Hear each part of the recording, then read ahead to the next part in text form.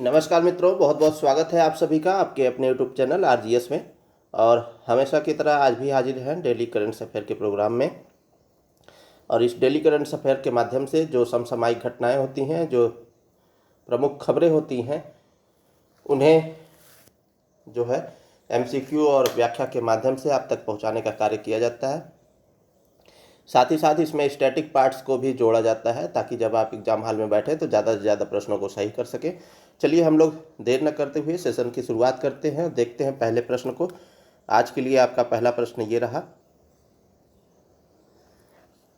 तो ये प्रश्न जो है कल हमने चर्चा की थी, बशर्ते इसमें लास्ट में टेक्निकल प्रॉब्लम के आने की वजह से लास्ट का जो परिशिष्ट वाला पोर्शन था वो छूट गया था, इसलिए इसे आज फिर से शामिल किए हैं। तो माफ़ कीजिएगा, आप लोग उसमें ऐड कर लीजिएगा। और टेक्निकल इशू हो जाता है तो कभी कभी जो है आप भी इस बात को समझ रहे होंगे। चलिए हम लोग देखते हैं। तो कल के प्रश्न से शुरुआत करते हैं। साइट्स के संदर्भ में निम्नलिखित कथनों पर विचार करें और सही विकल्प का चयन करें।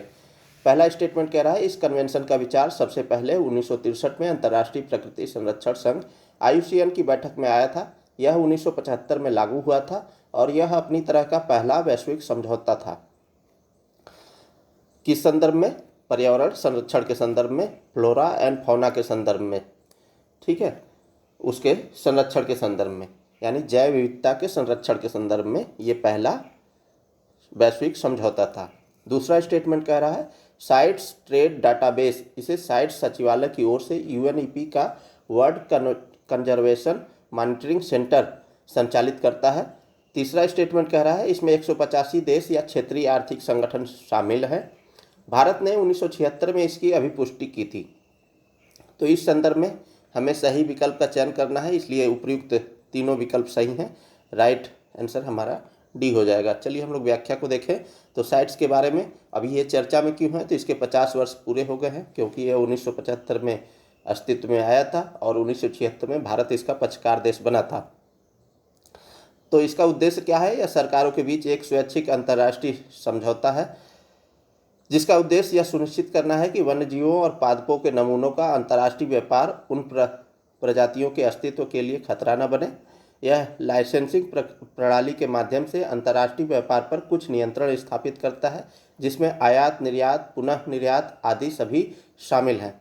इसके सचिवालय की बात करें साइट्स के, तो इसे संयुक्त राष्ट्र पर्यावरण कार्यक्रम यूएनईपी द्वारा जिनेवा स्विट्जरलैंड से संचालित किया जाता है। तो यानी इसका सचिवालय कहाँ पर है?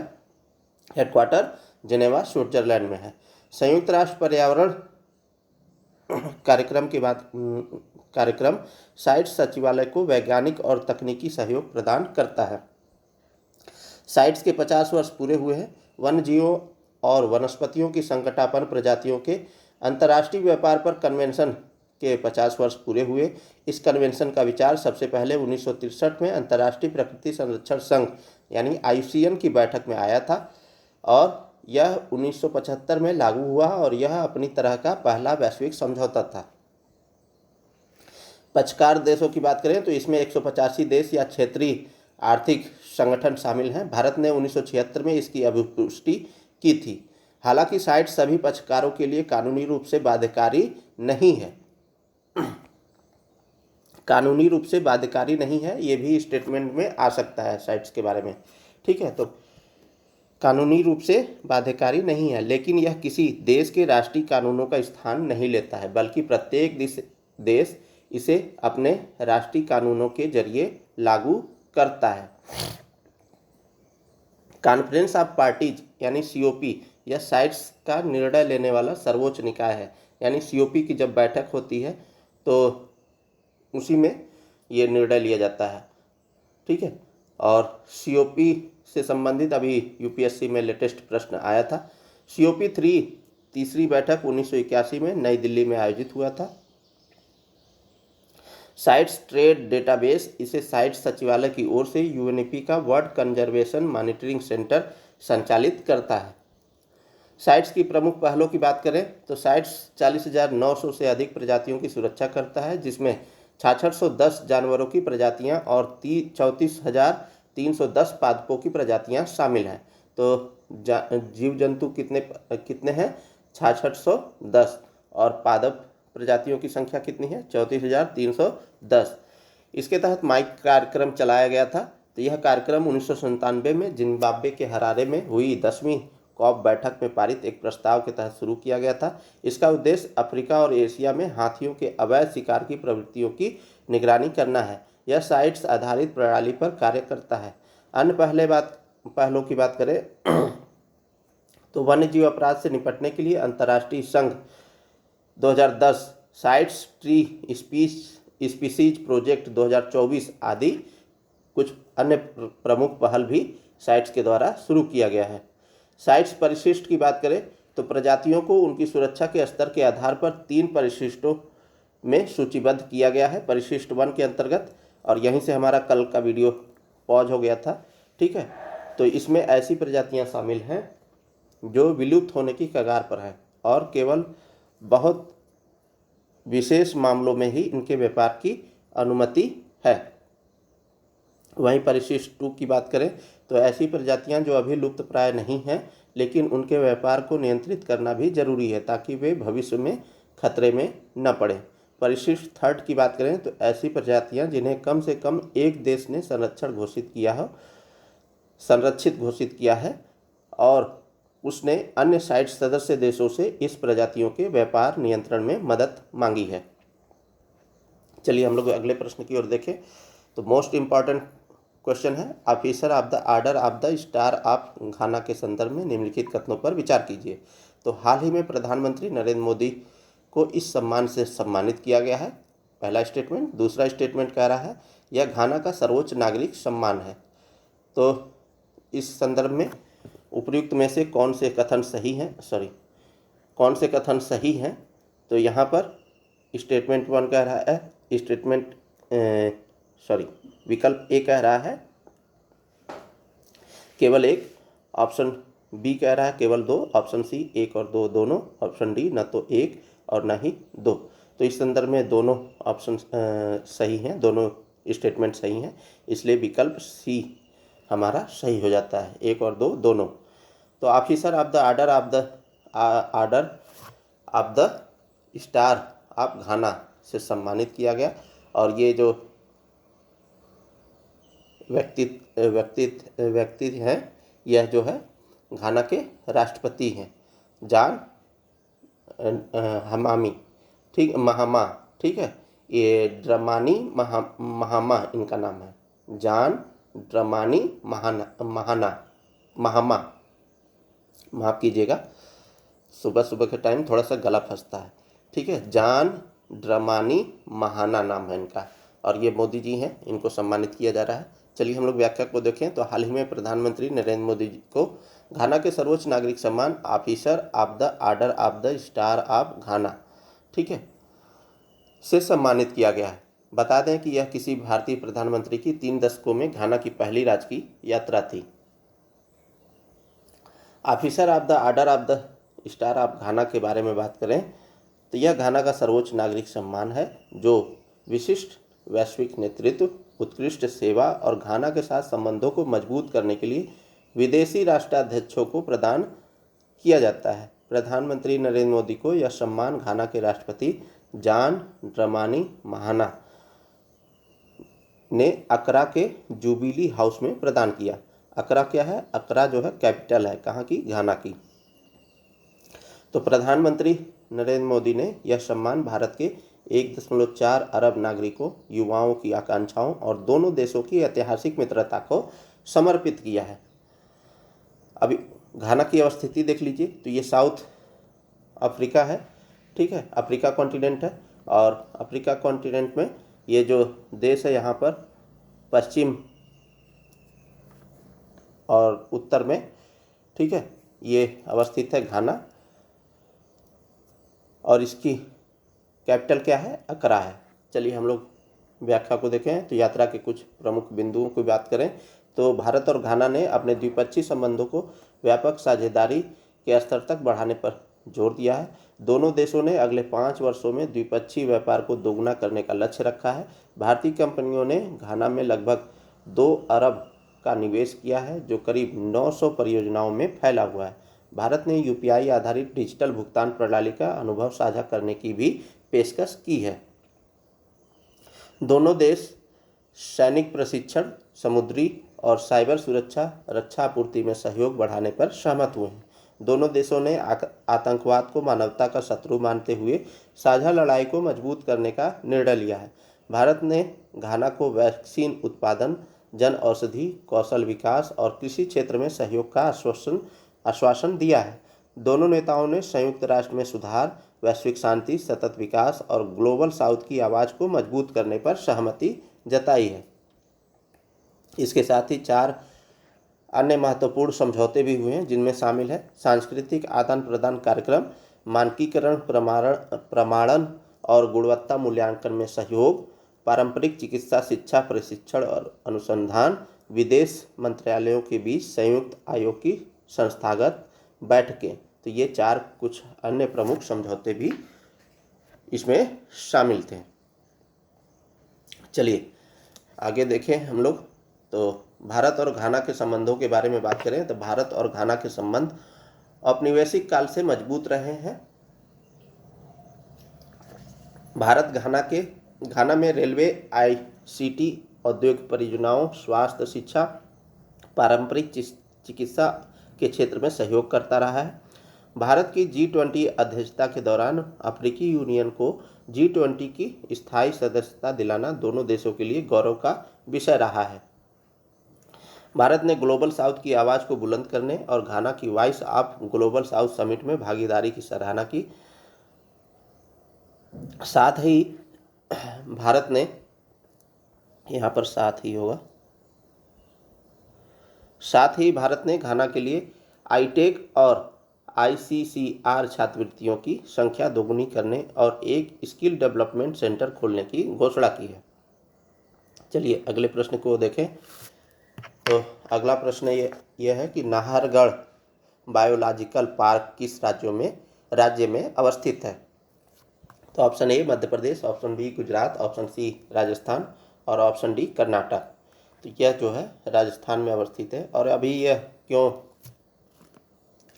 चर्चा में है, तो यहाँ पर यह जो है राजस्थान के जयपुर में अवस्थित है।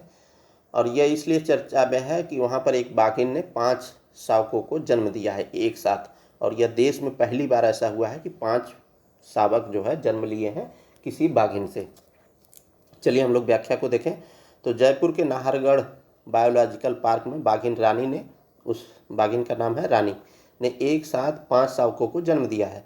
यह देश में पहली बार हुआ है जब किसी बाघिन ने एक बार में 5 शावकों को जन्म दिया है। नाहरगढ़ बायोलॉजिकल पार्क के प्रमुख तथ्य की बात करें तो यह स्थान कहाँ पर है, तो जयपुर से केवल 12 किलोमीटर दूर Jaipur Delhi national highway NH8 पर स्थित है। क्षेत्रफल की बात करें तो पार्क जो है अरावली की पहाड़ियों के बीच स्थित है और लगभग 720 हेक्टेयर में फैला हुआ है। और अभी अरावली ग्रीन वॉल भी बन रहा है, ठीक है, तो इसलिए भी अरावली चर्चा में था। पक्षी प्रेमियों के लिए स्वर्ग माना जाता है। यहाँ 285 से अधिक प्रजातियों के पक्षी पाए जाते हैं। फ्लोरा और फौना की बात करें, यानी वनस्पति और जंतु की बात करें, तो पार्क में वाइल्ड लाइफ सफारी के दौरान विभिन्न प्रकार के जानवरों को देखा जा सकता है। सामान्यतः देखे जाने वाले जानवर कौन कौन से हैं, तो रॉयल बंगाल टाइगर है, हाइना है, पैंथर है, मगरमच्छ है, क्लॉथ बियर है यानी भालू है, हिमालयन ब्लैक बियर है और जंगली सूअर। सबसे प्रसिद्ध पक्षी की बात करें तो वाइट नेप्ड टिट है, तो वहाँ पर सबसे प्रसिद्ध पक्षी है। चलिए अगले प्रश्न की बात करें तो हाल ही में RBI ने किसे कार्यकारी निदेशक यानी एग्जीक्यूटिव डायरेक्टर के रूप में नियुक्त किया है। तो option A Keshavan Ramachandran, option B Indranil Bhattacharya, option C Subhash Khare, option D Sanjay Verma. तो अभी जो है RBI ने कार्यकारी निदेशक के रूप में केशवन रामचंद्रन जी को नियुक्त किया है। चलिए हम लोग व्याख्या को देखें। तो भारतीय रिजर्व बैंक ने श्री केशवन रामचंद्रन को कार्यकारी निदेशक नियुक्त किया है। उनकी नियुक्ति 1 जुलाई 2025 से प्रभावी हो गई है, ठीक है। कार्यकारी निदेशक के रूप में वे विनियमन विभाग यानी प्रूडेंशियल रेगुलेशन डिवीजन का कार्यभार संभालेंगे। उन्हें मुद्रा प्रबंधन, बैंकिंग और गैर बैंकिंग पर्यवेक्षक, प्रशिक्षण और प्रशासन के क्षेत्र में 30 से अधिक वर्षों का अनुभव है। उन्होंने आरबीआई स्टॉक कॉलेज के प्राचार्य के रूप में भी सेवा दी है। वे केनरा बैंक के निदेशक मंडल में आरबीआई के नामित सदस्य के रूप में 5 वर्षों तक कार्यरत रहे हैं। चलिए अगले प्रश्न की ओर बढ़ें। तो चर्चा में रहे बिग ब्यूटीफुल बिल का संबंध किससे है? तो बिग ब्यूटीफुल नामक एक बिल लाया गया और यह जो है किसके द्वारा लाया गया यही बताना है आपको। तो option A USA, option B Israel, option C चीन और ऑप्शन डी इनमें से कोई नहीं। तो यह जो है अमेरिका के द्वारा लाया गया, यूएसए के द्वारा, और इसकी वजह से अभी जो वहाँ के डोनाल्ड ट्रंप जी हैं और एलन मस्क हैं, इन दोनों में टकराव की स्थिति भी देखी जा रही है। ठीक है, तो सब्सिडी को ख़त्म करने की बात हो रही थी इस बिल के ज़रिए, और डोनाल्ड ट्रंप का कहना है कि जो एलन मस्क की कंपनी है वो बिना सब्सिडी के सर्वाइव नहीं कर पाएगी, और वहीं जो एलन मस्क है वो भी अपने तीर प्रक्षिप्त जो है अंदाज में उसका काउंटर कर रहे हैं। चलिए हम लोग व्याख्या को देखें। तो डोनाल्ड ट्रंप और एलन मस्क के बीच पिछले कुछ समय से रिश्ते ठीक नहीं चल रहे हैं, लेकिन ऐसा हमेशा नहीं था। एक दौर था जब व्हाइट हाउस की रणनीति में एलन मस्क की अहम भूमिका थी। मस्क को ट्रंप का करीबी सलाहकार माना जाता था, खासकर तकनीकी और आर्थिक मामलों में। अब ये देखिए, हम लोग इंटरनेशनल रिलेशन जब पढ़ते हैं तो देखते हैं कि वहाँ पर कोई भी कंट्री जो है किसी का न तो उड़ता दोस्त होता है और ना ही दुश्मन होता है, अपने मौके की नज़ाकत को भागते हैं। यहाँ भी वही हाल है। अब ये देखिए, जब ट्रंप जी को मस्क की ज़रूरत थी, चुनाव जीतना था, तो मस्क को मिलाए रखा, और अभी जो है उनके साथ खींचातानी बनी हुई है। लेकिन जैसे जैसे समय गुजरा दोनों के बीच मतभेद गहरे होने लगे, खासकर ट्रंप की टैक्स नीति और बड़े बिल्स को लेकर के। बिग ब्यूटीफुल बिल और विवाद की शुरुआत की बात करें तो मई 2025 तक मस्क का व्हाइट हाउस में सलाहकार के रूप में कार्यकाल था। इसके बाद जब मस्क ने बाहर निकलकर ट्रंप की बिग ब्यूटीफुल बिल पर अपनी आपत्ति जताई, तब दोनों के बीच विवाद बढ़ गया। मस्क ने सोशल मीडिया प्लेटफॉर्म एक्स यानी पूर्व ट्विटर पर इस बिल को पूरी तरह पागल बनाया जाने वाला बिल बताया है। उन्होंने कहा कि यह बिल आर्थिक दृष्टि से सही नहीं है और इससे देश के कई नौकरियां प्रभावित होंगी। वहीं ट्रंप की टीम ने इस बिल को अमेरिका के हित में बताया था, जिससे दोनों के बीच सार्वजनिक तौर पर खींचतान शुरू हुई। चलिए अगले प्रश्न की ओर बढ़ें। तो यह प्रश्न राष्ट्रीय चिकित्सा से संदर्भ में है। तो निम्नलिखित कथनों पर विचार करें।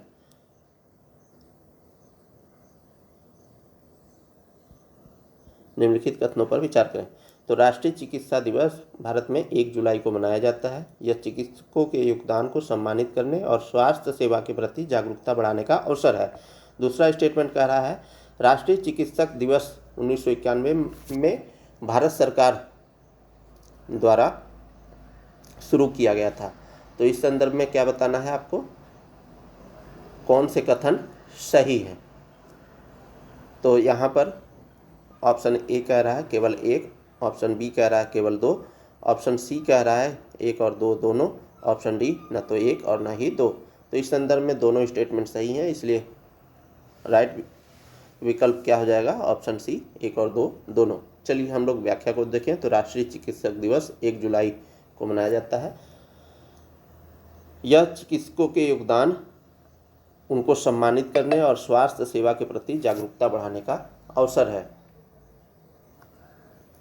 इसके उत्पत्ति की बात करें तो राष्ट्रीय चिकित्सक दिवस 1991 में भारत सरकार द्वारा शुरू किया गया। यह डॉक्टर विधान चंद्र राय, प्रख्यात चिकित्सक और पश्चिम बंगाल के पूर्व मुख्यमंत्री को सम्मानित करता है। डॉक्टर राय का जन्म और निधन की बात करें तो 1 जुलाई को हुआ था। 1882 से 1962 तक ये रहे थे। इसलिए यह तारीख चुनी गई है। डॉक्टर बीसी राय का योगदान की बात करें, डॉक्टर बीसी राय की बात करें तो उन्होंने भारतीय चिकित्सा क्षेत्र में क्रांति लाई, आधुनिक चिकित्सा शिक्षा को बढ़ावा दिया, इंडियन मेडिकल एसोसिएशन और मेडिकल काउंसिल ऑफ इंडिया की स्थापना में महत्वपूर्ण भूमिका निभाई। उन्हें 1961 में भारत रत्न से सम्मानित किया गया। इस दिवस का उद्देश्य क्या है? तो चिकित्सकों की निस्वार्थ सेवा को मान्यता देना, स्वास्थ्य सेवाओं और चिकित्सा नैतिकता के प्रति जन जागरूकता बढ़ाना, मरीजों और चिकित्सकों के बीच विश्वास को मजबूत करना। वर्तमान में उत्सव की बात करें तो अस्पताल, चिकित्सा संस्थान और आईएमए विभिन्न कार्यक्रम आयोजित करते हैं, जैसे मुफ्त स्वास्थ्य शिविर, सेमिनार और पुरस्कार समारोह। सोशल मीडिया पर #डॉक्टर डे ट्रेंड करता है, जहां लोग चिकित्सकों के प्रति आभार व्यक्त करते हैं। ठीक है, क्योंकि माना जाता है ना कि जो है भगवान का दूसरे रूप होते हैं डॉक्टर। ठीक है, तो कोविड में आप लोगों ने देखा तो 2020 में कोविड-19 महामारी के दौरान चिकित्सकों को कोरोना योद्धा के रूप में सम्मानित किया गया था। वर्तमान चुनौतियां क्या हैं? डॉक्टरों की समझ, चिकित्सकों पर बढ़ता कार्यभार और हिंसा की घटनाएं। ठीक है, ग्रामीण क्षेत्रों में चिकित्सा सुविधाओं की कमी, डिजिटल स्वास्थ्य सेवाओं और टेलीमेडिसिन का बढ़ता महत्व। यह दिन चिकित्सकों के बलिदान को याद करने का अवसर है। इसके महत्व की बात करें तो समाज को स्वास्थ्य के प्रति जिम्मेदार बनाने की प्रेरणा देता है।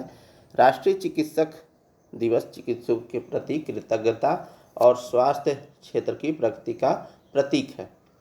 चलिए अगले प्रश्न की ओर बात बढ़े तो हाल ही में भारतीय पुरातत्व सर्वेक्षण यानी ASI ने आर्कियोलॉजिकल सर्वे ऑफ इंडिया ने राजस्थान के किस जिले में 4500 साल पुरानी सभ्यता के प्रमाण खोजे हैं? तो 4500 साल पुरानी सभ्यता के प्रमाण खोजे हैं, यानी अभी 2000 वर्ष चल रहा है। ठीक है, उसके बियॉन्ड 2500 आगे चले जाइए BC में। ठीक है, तो यह किस सभ्यता के प्रमाण खोजे गए हैं? तो option A Churu, option B dig, option C Ajmer और ऑप्शन D नागौर। तो यह जो है डिग सभ्यता के प्रमाण खोजे गए हैं, डिग में। तो राजस्थान के डिग जिले में 4500 साल पुरानी सभ्यता की खोज हुई है। भारतीय पुरातत्व सर्वेक्षण ASI ने राजस्थान के डिग जिले के बहज गांव में एक 4500 साल पुराने प्रमाण खोजे हैं। खुदाई की बात करें तो 10 जनवरी 2024 को प्रारंभ हुई थी। लगभग 23 मीटर गहराई तक खुदाई की गई, जो अब तक राजस्थान में की गई सबसे गहरी खुदाई है। पुरातत्वविदों ने एक प्राचीन नदी मार्ग यानी पैलियो चैनल की खोज की है, जिसे ऋग्वेद में वर्णित सरस्वती नदी से जोड़ा जा रहा है। यह नदी तंत्र प्राचीन मानव बस्तियों का आधार रहा होगा। यह क्षेत्र संभवतः मथुरा और ब्रज क्षेत्र से भी जुड़ा रहा है। खुदाई से पता चला है कि यह क्षेत्र प्राचीन काल में धार्मिक, सांस्कृतिक और ऐतिहासिक दृष्टि से समृद्ध रहा है। खोजे गए पुरावशेष और ऐतिहासिक कालखंड की बात करें, खुदाई में अब तक 800 से अधिक पुरावशेष प्राप्त हुए हैं। मिट्टी के बर्तन यानी पॉटरी, ब्राह्मी लिपि की प्राचीनतम मुहरें, तांबे के सिक्के, यज्ञकुंड, मौर्यकालीन मूर्तियाँ, शिव और पार्वती की मूर्तियाँ यानी शक्ति और भक्ति परंपरा से जुड़ी, हड्डियों के बने और औजार, सुई, कंघी और सांचे यानी मोल्ड की हुई सांचे, जो भारत में पहली बार इस रूप में मिले हैं।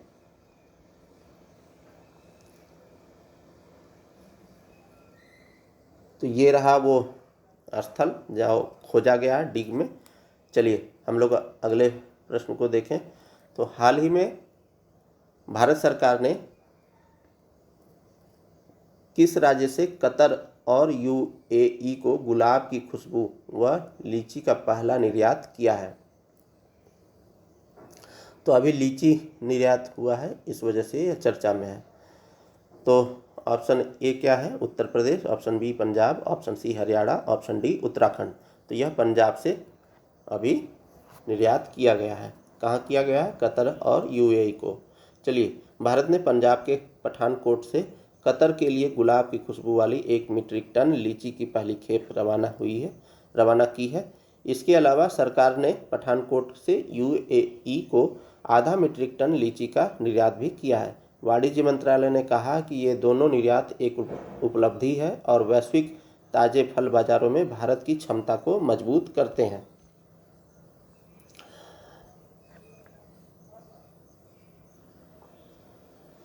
मंत्रालय ने कहा कि ये निर्यात कृषक समुदायों के लिए उनके ताजे और उच्च मूल्य वाले उत्पादों के लिए अंतर्राष्ट्रीय बाजार तक पहुंच प्रदान करके अपार अवसर भी प्रदान करते हैं। इस पहल को कृषि और प्रसंस्कृत खाद्य उत्पाद निर्यात विकास प्राधिकरण एपीडा द्वारा पंजाब सरकार और क्षेत्र के स्थानीय किसानों के सहयोग से सुगम बनाया गया है। चलिए अगले प्रश्न की ओर बढ़ें। तो अगला प्रश्न है, एनवीडिया कंपनी के संस्थापक कौन हैं? तो यह जो है एक प्रकार की इलेक्ट्रॉनिक्स कंपनी है और कंप्यूटर सॉफ्टवेयर के मामले में ये अपना कार्य करती है। और अभी जो है यह चर्चा में इसलिए है कि यह जो है इसकी जो कुल मार्केट वैल्यू है 3.2 बिलियन डॉलर से अधिक हो गई है, तो इसलिए यह चर्चा में है। तो ऑप्शन ए कह रहा है एलन मस्क, ऑप्शन बी कह रहा है सत्य नडेला, ऑप्शन बिलियन नहीं है ट्रिलियन है, ठीक है। ऑप्शन बी कह रहा है सत्य नडेला और ऑप्शन सी कह रहा है जेनसेन हुआंग और ऑप्शन डी कह रहा है लैरी पेज। तो यह जो है जेनसेन हुआंग की कंपनी है, इनके संस्थापक हैं। चलिए हम लोग बात करें तो एनवीडिया की ऐतिहासिक बाजार स्थिति और प्रदर्शन की बात करें तो एनवीडिया इतिहास की सबसे मूल्यवान कंपनी बनने की राह पर है, जिसकी मार्केट कैपिटलाइजेशन 3.92 ट्रिलियन तक पहुंच गई है। 9 नहीं होगा दोस्तों, इसको करेक्ट करना चाहेंगे। 9 नहीं है, यहाँ पर सिर्फ 2 है, ठीक है। यानी यहाँ पर हम लिख दे रहे हैं $3.2 ट्रिलियन तक पहुंच गई है। न्यू मार्केट वैल्यू एप्पल के दिसंबर 2024 में दर्ज किए गए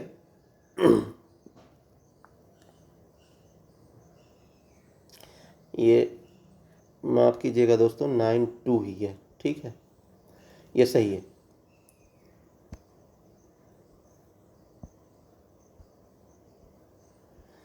हाँ 3.92 ट्रिलियन तक पहुंच गई है और यह मार्केट वैल्यू एप्पल के दिसंबर 2024 में दर्ज किए गए 3.915 ट्रिलियन के रिकॉर्ड को पार कर गई है। एनवीडिया के शेयर 2.2% तक बढ़कर 160.6 पर पहुंच गए हैं। वहीं माइक्रोसॉफ्ट 3.7 ट्रिलियन के मूल्य के साथ दूसरी सबसे बड़ी कंपनी है। तो दूसरी सबसे बड़ी कंपनी कौन है? माइक्रोसॉफ्ट है। जबकि एप्पल 3.19 ट्रिलियन पर तीसरे स्थान पर रहा है। ये कब का रिपोर्ट बता रहा है? अप्रैल में, दिसंबर में, ठीक है। और एनवीडिया का स्टॉक अप्रैल 4 के हालिया यानी 4 अप्रैल को हालिया न्यूनतम स्तर से 68% उछल चुका है, जब राष्ट्रपति डोनाल्ड ट्रंप की ग्लोबल टैरिफ घोषणाओं के चलते बाजार में गिरावट आई थी। तो उसी समय ये अनुमान लगाया जा रहा था कि जो देश भर के मार्केट्स हैं और उनमें जो उत्पाद हैं उनके मूल्य गिरेंगे, लेकिन इसमें बूम हुआ। एनवीडिया की स्थापना 1993 में सीईओ जेनसेन हुआंग द्वारा की गई थी, ठीक है, हुआंग द्वारा की गई थी। एआई क्रांति और एनवीडिया की भूमिका की बात करें तो यह पहले जो है एक वीडियो गेम वगैरह बनाता था, लेकिन अब एआई में भी घुस चुका है। तो एनवीडिया की हाई एंड एआई चिप ने सबसे बड़े एआई मॉडल के प्रशिक्षण में महत्वपूर्ण प्रगति की है। माइक्रोसॉफ्ट, अमेजन, मेटा, अल्फ़ाबेट और टेस्ला जैसी कंपनियों के बीच एआई डेटा सेंटर के निर्माण की होड़ से एनवीडिया के प्रोसेसर की मांग बहुत तेज़ी से बढ़ी है। एनवीडिया की तकनीक मूल रूप में वीडियो गेम्स के लिए विकसित की गई थी, लेकिन अब यह एआई क्रांति की रीढ़ बन गई है। चलिए अगले प्रश्न को देखें। तो जम्मू कश्मीर का विलय भारत संघ में कब हुआ था? तो ये है तो पुराना प्रश्न, लेकिन अभी क्यों पूछा जा रहा है, अभी लेटेस्ट में इसकी जो है क्या बोलते हैं, एक तरीके से वर्षगांठ मनाई गई। ठीक है, इसलिए यह चर्चा में। तो ऑप्शन ए कह रहा है 3 जुलाई 1947, ऑप्शन बी 4 जुलाई 1950, ऑप्शन सी 15 अगस्त 1956, ऑप्शन डी 4 अगस्त 1952। तो यह जो है 3 जुलाई 1947 को की गई थी। चलिए हम लोग व्याख्या को देखें। तो आप लोगों को पता होगा कि जूनागढ़, हैदराबाद और जम्मू कश्मीर, इन तीनों का विलय जो है किया गया था। उसी में से आज हम लोग बात कर रहे हैं जम्मू कश्मीर की।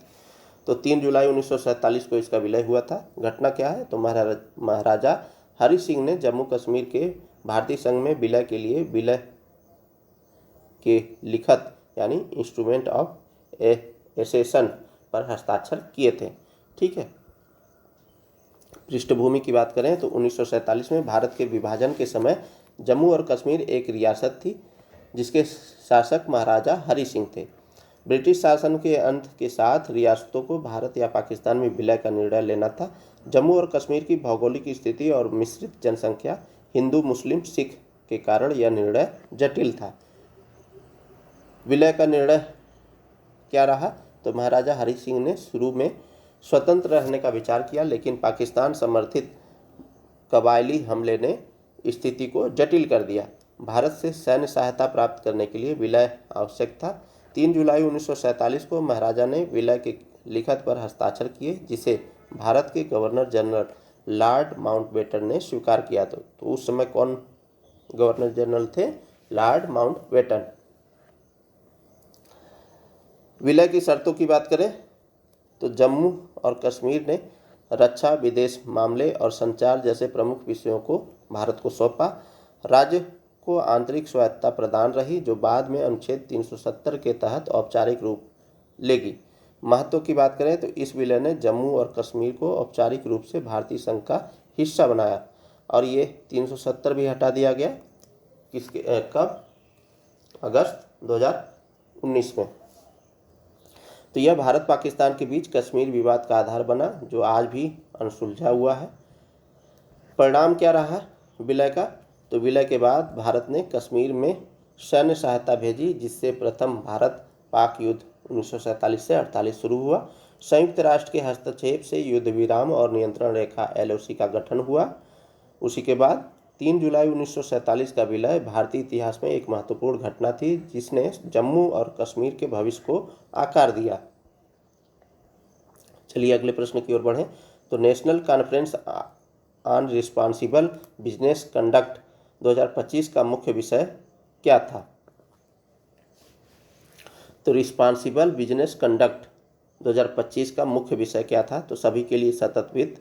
ऑप्शन बी कह रहा है ट्रस्ट आधारित शासन, ऑप्शन सी विकसित भारत के लिए ESG यानी पर्यावरणीय, सामाजिक और शासन का एकीकरण, और ऑप्शन डी हरित अर्थव्यवस्था और व्यापार नैतिकता।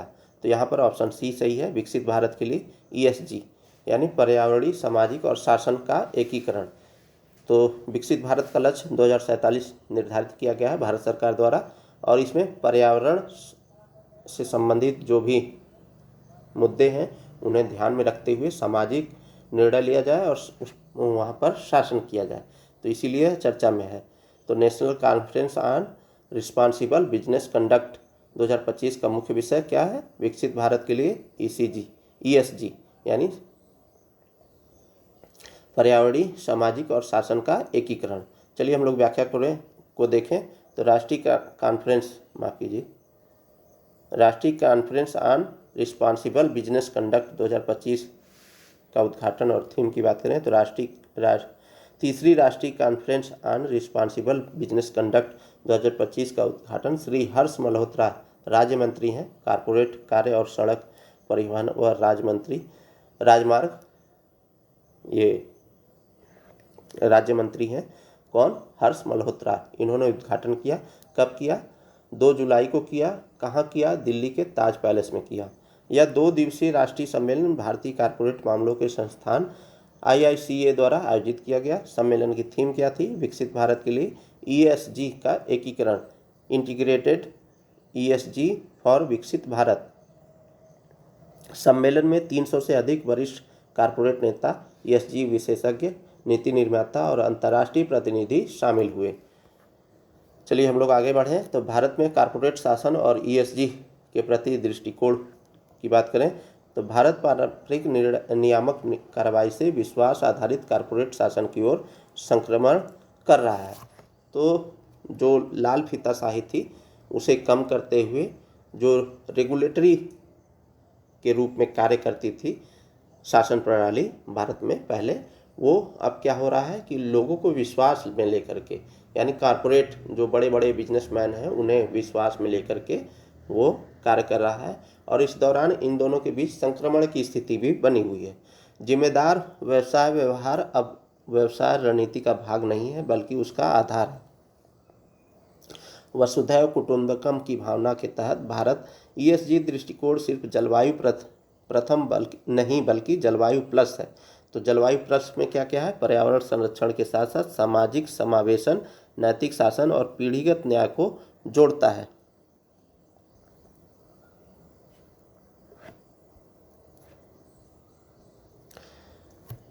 चलिए अगले प्रश्न की ओर बढ़ें। चलिए अगले प्रश्न को देखें। निम्नलिखित में से कौन से शहरों को भारत के शीर्ष प्रदर्शन करने वाले शहरी स्थानीय निकायों के रूप में मान्यता मिली है? तो ऑप्शन ए कह रहा है लखनऊ, मुंबई, चेन्नई। ऑप्शन बी कह रहा है पुणे, इंदौर, लखनऊ। ऑप्शन सी कह रहा है दिल्ली, हैदराबाद, इंदौर। और ऑप्शन डी कह रहा है पुणे, कोलकाता, जयपुर। तो अभी जो है